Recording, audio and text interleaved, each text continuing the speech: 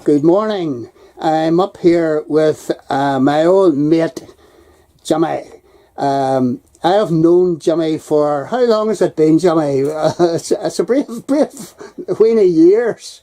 Well, to see, I was about 35 years. 35 years. Oh dear, oh dear, oh dear. Where has the time gone? And I'm up here in Jimmy's man cave, and we'll take a wee bit more of a look round it. This is such an interesting place, but I'm not up here to look at where he ties the flies or where he does the painting. I'm up here to ask him to tell us a wee bit about what he did this summer past, because Jimmy doesn't do things by halves, and this summer he did something a wee bit special. It was something a wee bit out of the ordinary.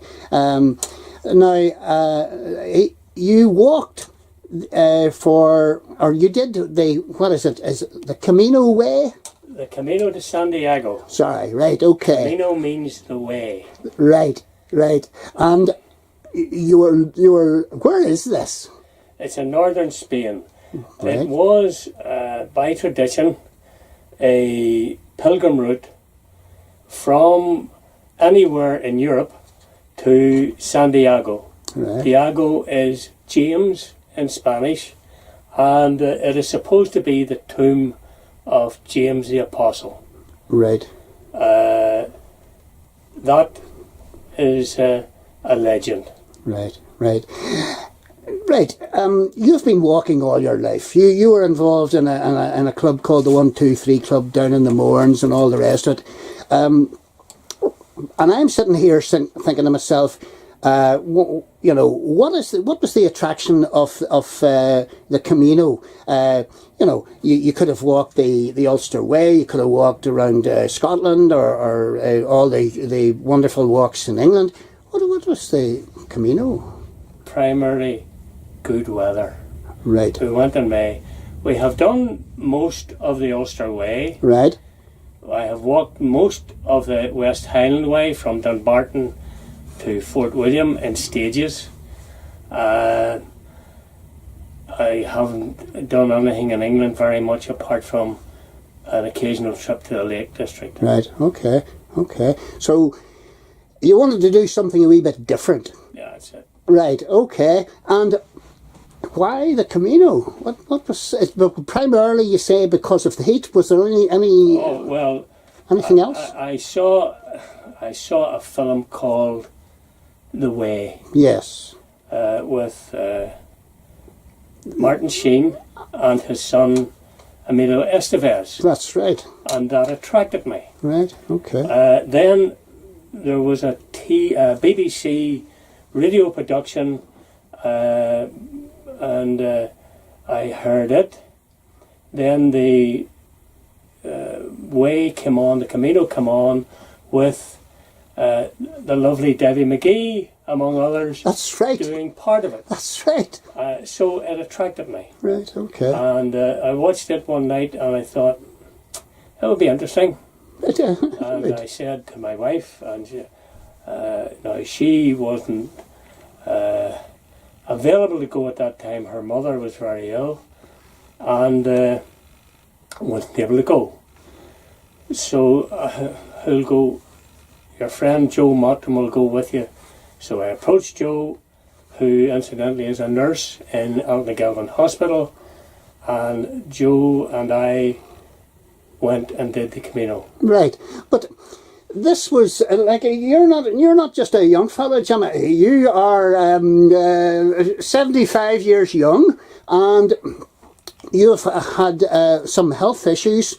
You have a form of asthma? A COPD. Right, okay. Which sets me back a bit. Right. I also had a stroke 3 years ago in May, past the 15th of May, 3 years ago, and in fact we set sail for the Camino on the 3rd anniversary of my stroke on the 15th of May. Now, any normal person like me would say to themselves, I've had a stroke here, I'm a bit breathless with this COPD. COPD. This maybe isn't just the best idea. No. There's no point in lying down under anything. Right. I have had asthma developed into COPD for a long, long time, and it never hindered me from doing anything. Right. I was always determined. The old thick Ulster man, you know. Yes. So, yes. And Thran. And I wouldn't give up Right. on anything. I had the stroke 3 years ago, Right. and I tell you a story of it. Right. I go for a walk every Sunday morning with a friend. My wife goes to church, and that particular Sunday morning, she was up in the bathroom getting ready for church. For some reason or other, she realised that I wasn't up looking to get her out of the bathroom. Did I get in? And she came downstairs. I was speechless. Right. My arm and leg had gone numb. I knew exactly what was happening to me because our whole family had been in St John Ambulance Brigade. Right. And I knew exactly what was happening. I was having a stroke. So the wife came in to the dining room and kitchen and said, "You having a stroke?" Right. Just like that. So she phoned for an ambulance. Right. The ambulance arrived. I was still conscious immediately. I was injected with an anticoagulant. They took me to the Ulster, where I was now going and coming out of consciousness, and they scanned me. Short time to me, they came and said, "Well, I think my memory goes that way. We're transferring you to the RVH. The clot busters are in, and they will look after you from here." Right. So I was transferred, blue lights and claxons, to the RVH. And I remember very little of it except being wheeled into the operating theatre. There was a doctor, a lady sitting holding my head, and the surgeon proceeded. He went in at my femoral artery, which what I would term as a stent. I don't know what the technical term for it is. Mm-hmm. It went up through my body, past the heart, into my head. And when I regained full consciousness, I remember him coming to me and saying, "Do you want to see these?" And I said, "Yes, please. I would like to see them." He said, "Oh, you can talk." Yeah. "Can you move your arm?" Move my arm. Move your leg? Move my leg. They did a magnificent job. Right. I was more than fortunate. The RVH clot busting team were magnificent. They held me in the RVH for 3 days, and I was released on the Wednesday. Now, the health boards do a magnificent job with the initial care and the initial attendance. But I want to tell you, Tom, about another body of people who have been magnificent with me and others like me who have suffered strokes, who have heart disease and who have respiratory problems. And that is the Northern Ireland Chest, Heart and Stroke Association. Yes. Their aftercare is second to none. Mm-hmm. I initially went on the taking control course with them. That is, they teach you how to take control of your emotions, of your physical handicap that you may suffer as a result of a stroke. Mm-hmm. They will educate you as to how to take control. Right. And anyone who has had a stroke or has a chest condition or a heart condition, get in touch. Right. And they must have done a good job. Both of those, the NHS and the Chest, Heart and Stroke charity must have done a good job, because you're sitting here and I'm saying to myself, there's life in the old dog yet. And you're at the so many different things here. You're at the fishing, fly tying here, and you're doing a lot of painting, and it's all around me. And we're still not even started talking about the Camino. But so, what? This is marvelous. You know that you took the bit in your teeth and went for it, and you did get an awful lot of help, certainly. But say something about your attitude, and your wife's attitude too, letting you go. Good. Well, I think my wife went with me to the RVH to visit Dr. Kerr. Yes. Who is the man I see the unit, and while I was there I told him that I was having great trouble getting my walking gait. Yes. And he said, oh, it might come. So again the old thick head set in, and I was determined to walk normally again, and I think I managed it, but I started walking. Right. More than I had previously. Right. So you went on the Camino, what was that, May, June or last? 15th of May. Right. When did you start sort of building up for that, a training for that? Was it? Oh, probably about March. Right. And what were you doing on average? What kind of mileage, and what was your... Well, probably every other day or every second day I would have done a long walk. I would have walked in local parks, Victoria Park, etc. On a day that I wasn't doing a long walk. Yes. I would have taken a walk along the coast to Bangor. Right. Got a bus or a train back. Right. Or I got a train from Sydenham to Lisburn and walked back the towpath. From Lisburn? From Lisburn. So you're talking 12, 16 miles there. And very slow, very slow. And you carried a phone, so if you got into difficulties or you said, I want to stop halfway. For anyone who is suffering in any of these conditions, get a mobile. Yes. Get a mobile phone and keep it by you at all times. Backup. It's backup. Absolutely. Not only that, it's comfort for you. Assurance. Right. Right. You've arrived at the Camino, and what is it like? Well, we flew from Dublin to Santiago. Right. And we were very fortunate. We were able to carry our small packs and walking poles onto the plane with us.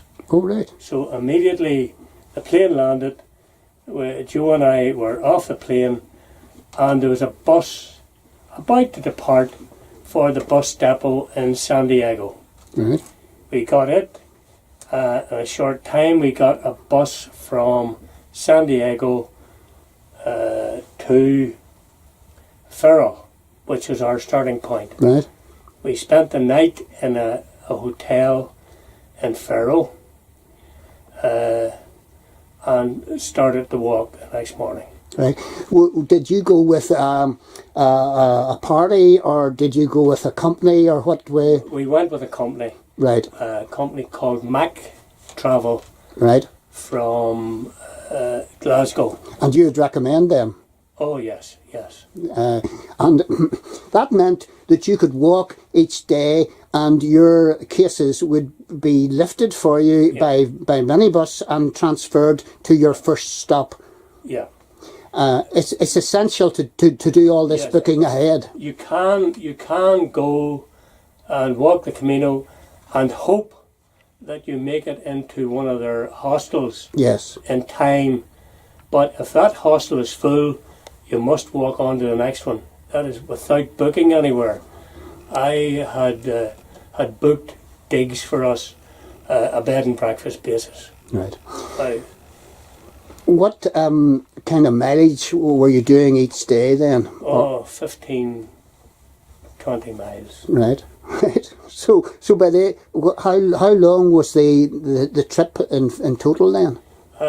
Days? It was a week. It was a week. So you were walking, what, 6 days? 6 days. We spent the last day in Santiago de Compostela. Just as we look round. So that was 6 multiplied by 15. So you're talking 90 miles.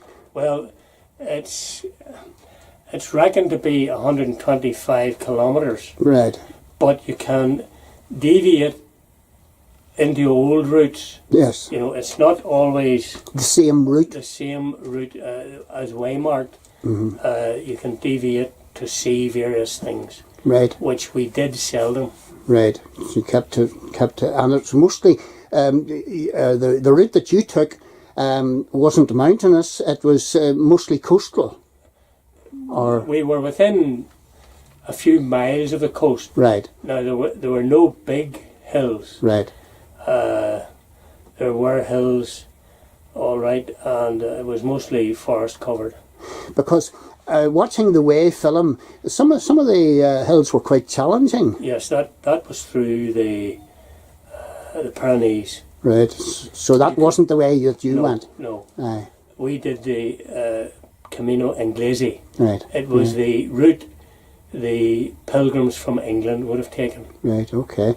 Incidentally, Ferrol is also the place from which the Spanish Armada set sail. Oh, good. So a lot of history for England, and it's also the birthplace of the Spanish dictator Franco. Right. Okay. Any interesting people along the way? Oh yes. I'm just going to pan round as Jimmy talks here because I want you to see We met a German crew, about 4 or 5 men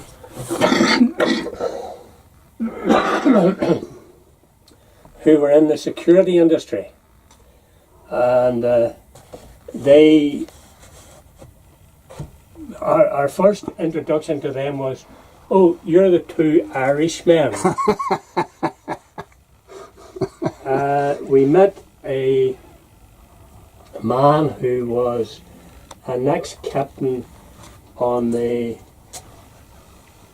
ferry from Vancouver to Vancouver Island, and it was his and his wife's 3rd time on the Camino. Right. They had walked previously from Portugal to Santiago, and there were others.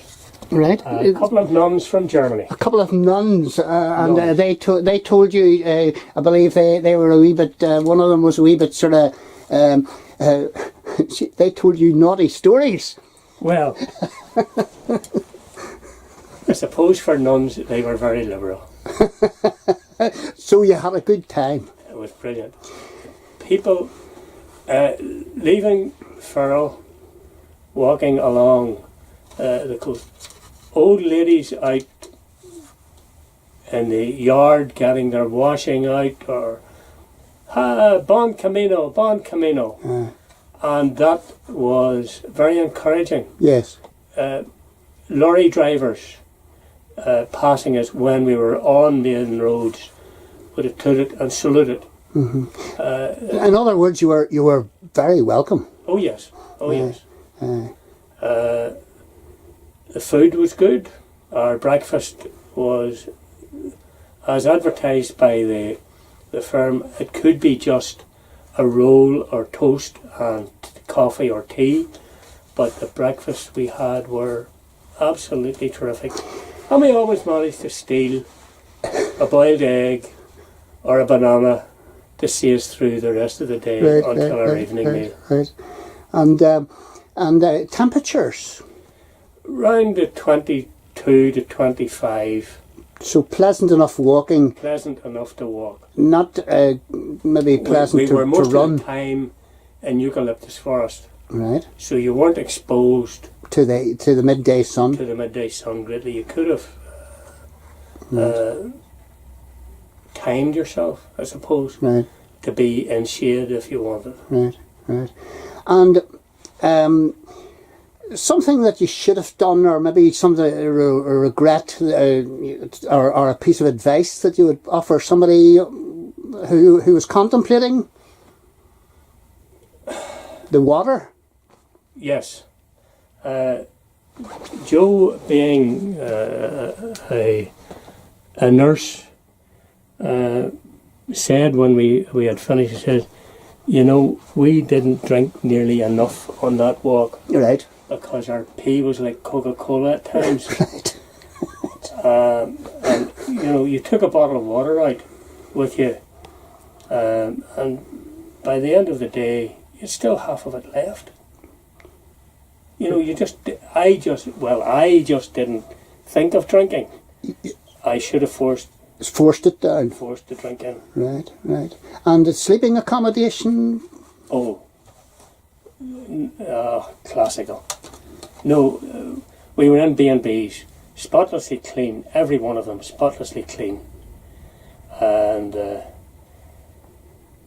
absolutely nothing to complain about. You would recommend this and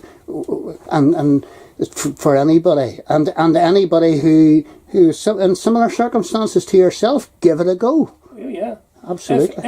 If you need to come off the walk, right, you're not that far from a road where you'll get a bus or can avail of a taxi in some of the villages or towns. Right. If you are feeling ill, but let me emphasize, you must take proper insurance. Right. Apart from your Euro insurance card, get insurance if you are in doubt about your capabilities. Right. And you're going back with Geordie, your wife, this time, and another group of folks, and it's always good to travel mob-handed for a bit of crack. But you're going back again, and are you going to do the same route? We are. Joe and I have talked about it to my wife and a friend that the two girls are going and Joe and I are going back. Now, Joe talked about doing it from the Mediterranean through the Pyrenees on a bike. He's a great cyclist, mountain biker. Oh, right.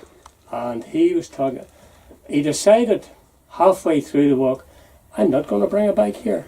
If I bring a bike here, I'll ruin it because I'll be head down, bull on. I'm not going to meet these people. I'm not going to have the fellowship of other people and share the jokes and the camaraderie that we have had. Right. So you're going back. What is drawing you back to the same walk? Was there anything else that you took away from the walk? Life lessons, whatever? I don't know. Possibly it's the history of the place. And the connection. The sense of achievement. Right. When you get it done. I would not necessarily be a terribly emotional person, but there was a little emotion when you you walk into Santiago de Compostela, and you're meeting all sorts of people who have come in from various points in Spain, in Portugal, from France, and they're all saluting you, and you're saluting them. There's that camaraderie. And a spiritual experience? Well, I don't put any value on it as some people do. Yes, some do. The two nuns, of course, did. Yes. We met a little Italian girl who had walked, in fact, from Turin on her 5th expedition. She was in her, I would say, early 30s, and she smoked like a train. And Joe and I were able to follow her because she wore heavy lipstick and she smoked. The cigarette butts. And we were able to follow her cigarette butts. Dear, oh dear. Not too environmentally friendly, I'm afraid. Instead of watching for the signs. Right. That's brilliant. Listen, thanks very much, Jimmy. That's been informative and educational and fascinating. And you have a few photographs, don't you? Saying to Jimmy off camera there that he reminds me of two bios I used to watch as a child. We're talking about, and this is for the elderly viewers amongst us, Jack Hargreaves, who did sort of the travelling walkabout sort of wildlife programmes, and Phil Drabble. So Jimmy, you are the modern day Jack Hargreaves or Phil Drabble. So let's have a wee deaf juke at some of your photographs here. So what's this here? That is the start of the Camino in Ferrol. So these are sort of way markers? Yes, the whole place is way marked. Would these be every kilometre or? Oh, it varies. It varies. Right. You'll find them at key points where there's an intersection in the track, or there's an intersection to keep you on the right. Yeah. Okay. Now, we didn't go off, but a little German girl we met did. She had wandered around a forest for about 3 hours. Right. Lost. And she came across us in a panic, and she walked with us, too much to her relief, for a period of time. We lost track then. We met her when we went to get our certificates at the end of it. Right, okay. And you as you walked along at certain intervals, you got sort of a Camino passport. Was it stamped or something? Oh, yes. Right. Yes. So this was to verify that you had reached a certain point, etc., etc. Yeah. Right.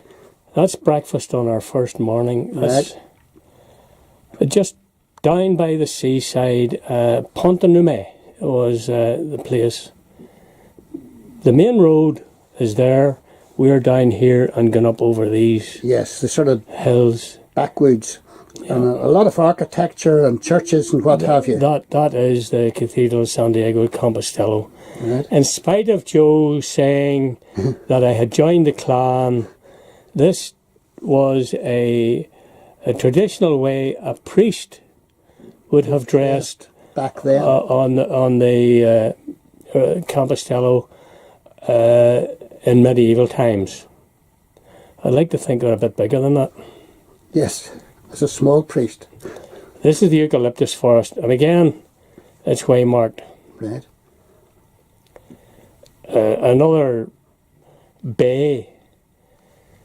So this is the kind of terrain, and that was some sort of strange architecture and strange sculptures along the way. Yep. Walking along, and you suddenly come across this. The dinosaur. That's a hill. Yes, you're away down at the bottom there. At the bottom of it. I'll not tell you what that is. Yes, that's your undies getting dried. Yeah. That is the main route of the Inglese into Compostela. Right.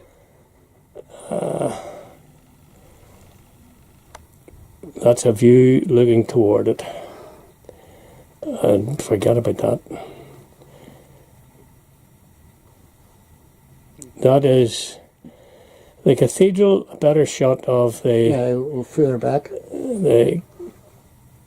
It's just a little quiet place.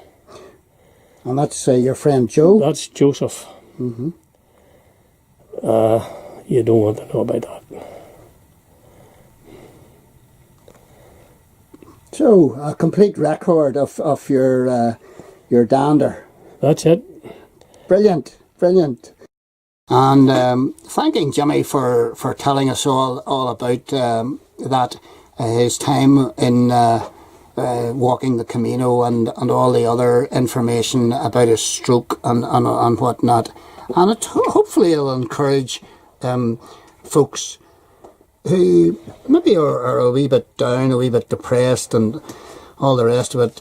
This is the end. Well, it's not the end, as Jimmy is proving. And this is Jimmy's actual Camino certificate that he received at the finish of the walk. Something to treasure. Thank you very much, Jimmy. Excellent job. I'll be back, as Schwarzenegger said. Watch this space.